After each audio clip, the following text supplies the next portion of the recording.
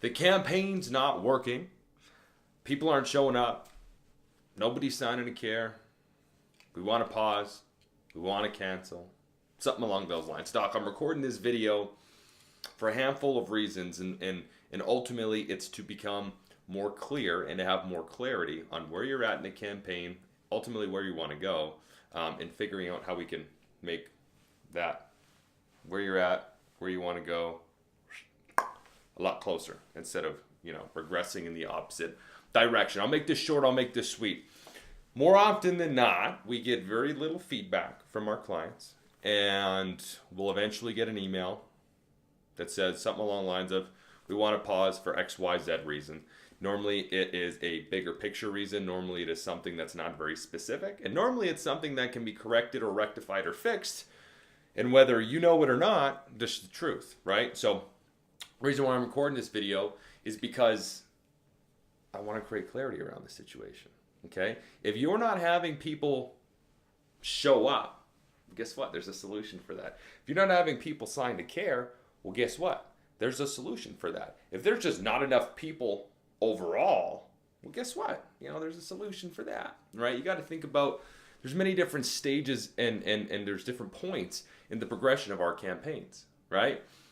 So from the top down, when we look at this thing like a funnel, I'll put this little clicker in my pocket. When we look at this thing like a funnel, upside down, right? The overused funnel, the Illyria's funnel, but ultimately the top end of that is traffic, that's attention. From there, typically, if we're doing direct response advertising campaigns, the next step would be people hitting the landing page. The next step would be people actually getting from that landing page to the scheduling page, which means they've claimed the offer, which means they've become a lead. Now you have their information. The next stage would be them actually showing up. The next stage would be them signing to care, right? And so ultimately, what do we want? We want the bottom of that funnel to be as wide as possible, the signing to care to be as wide as possible. We've got many different forms of automation and things like that in between. But guess what? Not everything can be automated. Not everything can be evergreen. Not everything can be simplified and outsourced and whatnot. The point is, if you're having a gap between landing page and scheduling page, well, guess what? That's on us, right? That's on us to get that conversion rate up, to tweak the copy, to tweak the targeting, to tweak those things. That's on us. If you're having a gap of people that are opting into scheduling, it's also partially on you, right? When we send out our weekly reports, we can see what the booking rate percentages are, right? 30 to 50%, give or take on average, is what we see. But guess what? Docs that add in a few extra processes, things that we probably talked about in a one-to-one fashion in terms of manual follow-up, in terms of treating a lead like a human being. There's a person on the other line, maybe searching up their Facebook profile, trying to find them, see something about them. When you call them, leverage that in the conversation, or what have you, expiration on the offer, so on. There's many different ways that you can do it. Video, text message, hey Sarah, saw you opted in, but I don't see you on the scheduling page yet, and I'm sure it's just because you're busy. Hey, I totally get it, but I know you opted in because you were interested in the offer in the first place, and so what I wanted to do was reach out and try to find a time that ultimately works best for you in your schedule. Give me a call back at da-da-da-da-da. Manual follow-up point, right? And rinse and repeat. Treat every single lead like a $2,000 bill. It's probably what your case average is, in or around there, maybe even higher, right? If you looked at it like that, you would treat them with a lot more intentionality. I'm sure you would agree. But the point is, the landing page, the scheduling page, that's on both of us. But when we look historically, 52 weeks, I can show you the last 52-week report. Some of our clients, we see when they were new, they had an X booking rate, let's say 30 to 50. They implemented systems, very clear. When they implemented systems, their booking rate went up 60, 70, 80, 90%. And guess what? Those same systems, some manual systems, as well as adding more value in your videos, creating video content, allowing the sales process to start before they come in, and instead of you having to use your hustle muscle as much, which you should still do, and you can still do, but instead of you having to rely on the hustle muscle to track these people down and manually touch base with them and do the concierge calls and all that, you put good quality video content on the front end. Well, guess what? It's going to do most of the work for you, right? People are going to be wanting to come in not for the offer, but for the thing that everything that you do encompasses, all the video content that you create, your patient testimonials, what makes you unique, your philosophies. They know what your treatment looks like. They know what to expect. You've addressed their concerns or questions in their mind, all those types of things, right? If you've done that, then your show rate by default is going to be higher. But so let's back up a little bit. Traffic, landing page, scheduling page. We've addressed that. Scheduling page to actually scheduling. That's another metric that we just talked about, right? Getting your booking rate up. And from the booking rate, how many people actually show up? If 10 people book, if 10 people schedule, are 10 people showing up? Probably not, right? Realistically. Maybe it's 9, maybe it's 8, maybe it's 7, maybe it's less. Hopefully it's not. But if it is, well, guess what? There's a process for that. There's something that you can do to increase that, right? Guess what you could do? Guess what you could do? Concierge calls, touching base with them, texting them manually outside of the automation, maybe leading with some value in your videos, right? Again, everyone wants the qualified dream client, whatever. Facebook works, Facebook doesn't work, newspaper was better, screenings are this, blah. Whatever the source is, ultimately, just think about it as a human being. What do you want? When you go to buy something, when you're interested in something, when you're going to try to take somebody up on their offer, what do you want? You want to connect with someone. You want to know a little bit about them beforehand, right? The marketplace is sophisticated. A lot of people do homework. They do research. And guess what? If you don't have anything online, I don't know why this thing keeps cutting out. So I'm jamming these things together. But if you don't have anything online, well, guess what? Nobody can do any homework, right? And having like one video isn't good enough, doc. It's just not good enough, right? You want to create good content. Everyone wants that result, the dream client, the person that's ready to, running in 10 minutes early with their patient forms already filled out, ready to sign a care. I love chiropractic. They want that, but they're not willing to do the freaking work, right? Outside of that, well, guess what? People are showing up, but they can't afford the care. They're not converting to care. Well, that's a handful of reasons. There's a ton of different things.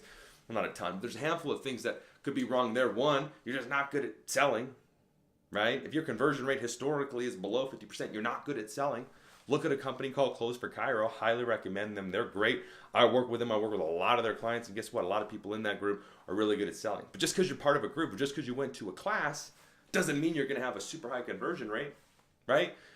Eventually, you're going to have someone that's a tire kicker, somebody that just wants the deal. You're going to have all that, right? You're going to have to eat a little bit of dirt before you get the carrot, right? That's the truth. But in addition to that, guess what? You could have to eat less dirt before you get the carrot if you get better at selling. If you get better at building the value in your 1 or 2 day process or 3 day process, whatever you do. Cold leads, cold internet leads, Facebook leads with a direct response advertising strategy where it's here's an offer. Maybe you'll take us up on it. We'll have some systems in place to have you come in on the back. And if you have something like that, great. You're gonna have some people that, somehow, some way, they were in a market for chiropractic. They were open enough to it, and your offer was the nudge in the right direction. And maybe if life's not too busy or whatever, they're gonna show up. But I dropped my clicker. But if life happens or whatever, anything happens, because they were only excited about the deal. They're only excited about the offer. Maybe they're not going to show. Maybe when they do show, they're just excited about that offer, right? So maybe it's not on you. Maybe it's not on your follow-up, but you should be strong on all that. But maybe it's not on those things. Maybe it's more on the lens in which they came in on, right? See what I'm saying? Put yourself in their shoes. What if you were them? What if this wasn't chiropractic, which we all love, you and me? But what if it was something else? I can't even think of something off the top of my head, but something else, right? What if it was that? What if you couldn't do any research on the front end? What if you were kind of uneasy? What if you kind of heard some things? What if you don't really have the best rapport or trust built with the person that's trying to sell you whatever it is? What if you think they're just, you're kind of uneasy? You can do a bunch of research on the front end. You were just incentivized by a deal. Well, maybe that's all you came in for then, was the deal, right? Well, how can you combat that? Well, guess what? Created another video on it. Do this. Create some content. Showcase your story, your problems in your industry, unique selling proposition, a day in the life, treatment of patients, testimonials, behind the scenes, tips and tricks, character amplification, frequently asked questions, opioid epidemic, health talks, live streams, authority builders, your credentials, your awards, certificates, certifications, what makes you a credible source of information and care and treatment, local events, problem, pain. Are you making them aware of what the problem or the pain that they have, that they may be aware of? or not aware of. And how do you solve that? Are you making you connecting all those dots? Are you filling in those question marks in people's minds? If not, guess what? They're only interested in the deal. Doesn't matter if you ran it on frickin' newspaper, or if you're knocking doors, or if you're at health fairs or whatever. If that's your method, if that's your tool to communicate what you do, is giving the low dollar figure offer, just get them through the door. Well, then you can't whine about that stuff, right? And if you do want to whine, that's fine. But just realize it's not the Facebook ad guy. It's not the headline that didn't work. It's not like the wrong scripts. It's not the when I ran at $49 offer, it was better, right? It's not like this, like small data points where you want to draw these conclusions and make these big assertions or assumptions. It's not that, guys. Like, I've got a lot more data. I've got thousands and thousands and thousands, tens of thousands of more data points than you do in this realm in terms of the online space, in terms of different markets and different clients, different abilities, well-known people, not well-known people, who succeeds, who doesn't, what does their business look like on the front end. I do an hour call with all these people. I do many follow-up calls. I try to build great relationships with them. I understand where they're at, and more often than not, I understand where the gap is, right? And ultimately, it comes down to the bottom of that funnel. Not enough people are buying, ultimately. The people that we stop working with, at least, which is probably why you're watching this video. It's probably why you clicked it, right? And so if you don't want to work together anymore, if the campaign ultimately isn't producing enough fruit, converted patients, which is why we started working together in the first place. And I understand that. I understand if it's not producing, stop working with us. Depending on how long-term your mind frame is. I know a lot of people think 30 days in advance, and that's fine, and I used to as well. But if you understand just the world that we're living in 2018, when I'm recording this video, how it's very, very, very digital, how it's only getting more digital. If you look at any trend, like you think Facebook, Instagram, YouTube are only going to be growing platforms or places where your community eyeballs are probably going to be, you understand your competition's probably eventually going to hop on them, then you shouldn't look at it with a 30-day lens, right? You should with a longer-term lens. You should get uncomfortable and you should start creating the videos, because ultimately that's going to be the way you differentiate yourself, right? We can all use, buzzwords and this funnel and hack that and do this and move that and ha that. I get this many leads and I'm the best. We can do all that stuff and that's fine. But just think bigger picture. Think about it logically with common sense. Get in the perspective of your prospect, as Dan Bay and the guys over at Close for Chiro would say. I love that saying, by the way. Think about it from their perspective, right? How do they, in what lens are they perceiving who you are, what you do, and how you can help? If they have very little information to view, well then no wonder they're not scheduling or showing up or buying. And the numbers that you, Doc, come back, and the numbers that you want or think are acceptable. No wonder they're not. Why should they? Right? Maybe the numbers work out. Maybe everything's fine. Guess what? I've held on to clients for like 15, 16 months with very simple direct response advertising strategies, and they're very ROI positive. And that's fine. But, others don't have the same situation. Probably the majority of people, that's not the case for them. A lot of people don't have that hustle muscle, that don't put in those systems with their CA or their office manager, whatever, follow up, be strong, because they want to avoid the video. A lot of people don't do that.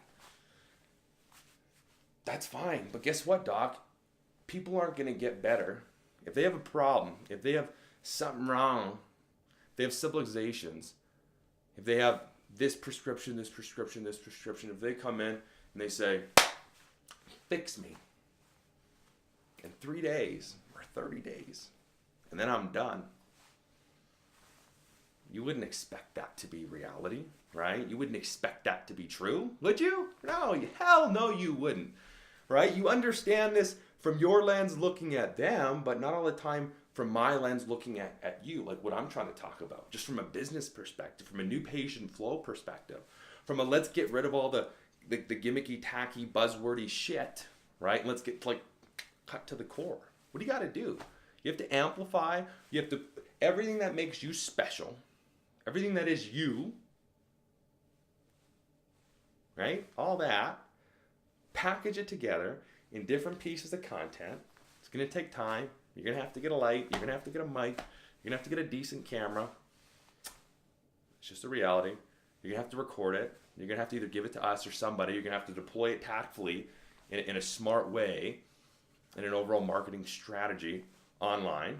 And long term, you'll succeed. Doesn't matter whether it's, what was your CPC or CPL or whatever. Like, yeah, that's important, but it's not the most important thing. The most important thing is the fact that you created a video and you put it online and you allowed it to potentially get in front of people.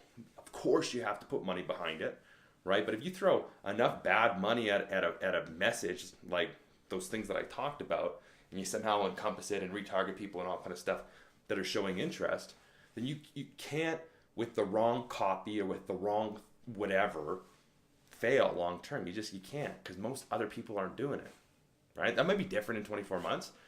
Everyone might understand this shit in 24 months, but right now they don't, right? In the last 15, 16, 18 months that we've been working with docs, they don't get it. Most of you guys don't get it. But if you do get it, if it clicks with you, if you're having those problems that I'm talking about to come full circle, if there's a gap somewhere, first of all, please make us aware of it so we can help you with a process to fix it if you don't want to create video. And if you implement those processes and you're still not seeing success, which would be honestly rare if you're implementing the right systems and processes correctly, because it's not hard to get a return with the money that you spend with us, no matter what you're spending with us, no matter whether you're one of our first clients and you're on a grandfathered rate, whether you're a new client and our fees have raised a little bit since then. No matter what it is, no matter how much you're spending on ad spend, what's your case average? What's your first money? What's your second number? What's your initial case fee? What's your first 3 visits a week for the first 3 months? What's your 36 visits worth? Like, hopefully you're doing that, at least. Most of our clients are, 99% probably are, 95. So that should be easy for you to calculate and figure out. What do you need to convert? 3, 4, 5 people to make somewhat sense of it? And if you're doing that, you're not winning in my books. I wouldn't expect you to, cheer our praises from the freaking mountaintops and refer people to us, right? Truthfully. That's still okay though, compared to most things, right? What you should be doing is double-digit conversion of new patients a month, what you should be doing, right? And if you do that stuff, long-term you will. Is it going to happen in 30 days? No, probably not. It's going to take you some time to film the videos. Is it going to happen in 60 days? Depends on how quickly you get the videos out. Then you have to put money behind it, build audiences. But again, change your lens. It's not about when or how it's going to happen. It's about the fact that it will happen. It's the fact that you're doing the right things, that you will actually create a following, that you will have influence, you will have a tribe of people that watch your stuff, that are interested in your stuff, that are interested in hearing your message at a local level, because that's all that matters. And ultimately, you'll probably be pretty damn successful, a lot more than you are right now. I promise you that. If you do that, unless you have a bad message, like the quality of your content is bad and flawed, which is probably not, otherwise you wouldn't even be this far. But unless it's flawed, then it would do good for you. But if you have a bad message and you amplify that through these types of tools, well then guess what? Yeah, it will hurt your brand, right? So if you don't have integrity, if you don't have good care, if you don't have good results, don't do that. Okay, seriously, don't. Do the path of least resistance stuff, do the direct response, very kind of smoky mirrors, you're not showing much, which even if that's the case, we're probably not working together anyway, so you're not watching this, but a good message amplified, which is what that does, will always pay dividends, right?